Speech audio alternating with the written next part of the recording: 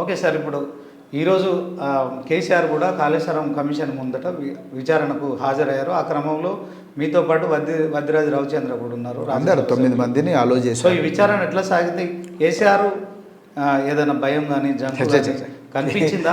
కేసీఆర్ గారు విచారణ అనంతరం కూడా లేదండి, అబ్సల్యూట్లీ నాట్ అండి. కేసీఆర్ గారు ఒక నిమిషం, కేసీఆర్ గారు తన జీవిత పరమార్థం తెలిసిన వ్యక్తి అని నాకు అర్థమైంది. నేను ఆఫీసర్గా ఉన్నప్పుడే అర్థమైంది, ఇప్పుడు కూడా మళ్ళీ చెప్తున్నాను. అతనికి అంటే మనిషిగా ఎందుకు పుట్టినాం, నేను రాజకీయాల్లోకి ఎందుకు వచ్చినా, నేను రాజకీయాల్లో ఏం సాధించాలి, నా వల్ల ఈ విశాలమైన ప్రజానీకానికి, ఈ రాష్ట్రానికి, దేశానికి ఎలాంటి న్యాయం చేకూరాలి, అదేవిధంగా నేను ఈ చరిత్రగతిని ఏమైనా మార్చగలనా, మానవాళి మనుగడలో నేనేమైనా నాకు చేతినంత కాడికి నా జీవితకాలంలో చేయగలనా అనే ఒక స్పష్టమైన లక్ష్యం ఉన్న వ్యక్తిగా నాకు కేసీఆర్ గారు అర్థమవుతున్నారు.